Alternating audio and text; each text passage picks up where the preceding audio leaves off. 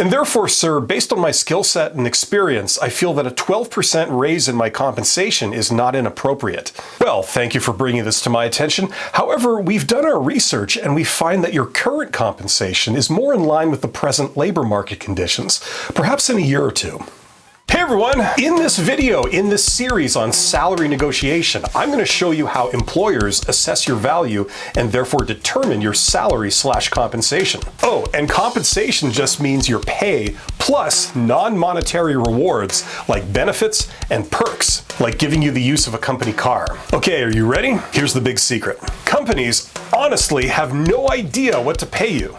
I'm serious. See, placing a value on an employee is actually a lot harder than you'd think, especially when it comes to employees that have to make decisions like managers. Even today, management scientists still fundamentally disagree on how to value employees. Let me explain. Imagine there are two people. Let's call them, I don't know, Jobs and Wozniak.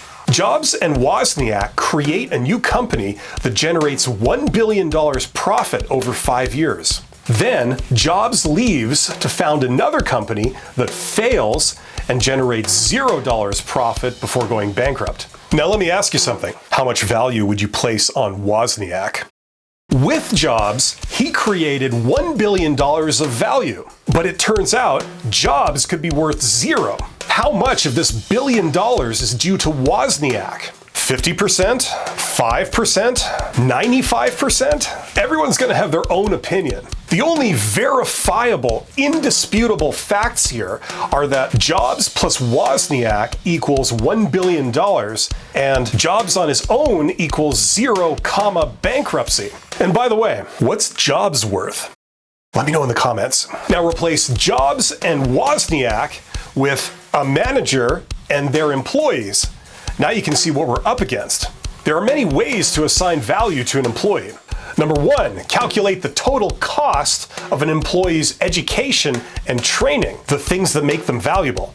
That's their value. Number two, their value is the average amount that other companies pay their employees with similar experience in education in this region, if you can find this information. Number three, estimate the increase to the company's profit that hiring this employee will bring. That's their contribution and therefore their value. Number four, determine what was the employee's effect on the bottom lines of all the previous employers they worked for. That's obviously their value. Number five, assign values to the things the employee has according to how valuable you think they are, then add them up. I could go on. It turns out that there are about 10 of these methods that are commonly accepted. The only problem is that these different methods often produce wildly different numbers. So most compensation strategists who do things by the book, like those found in many large corporations, calculate them all and then take the average, triangulate to arrive at a final number. So already we're going off a number that's based on conflicting and incompatible opinions of what an employee is worth. In the next video in this series on salary negotiation, we're going to see how employers take this theory and apply it to you in the real world. I'll see you then. Remember, you're highly employable and you're awesome.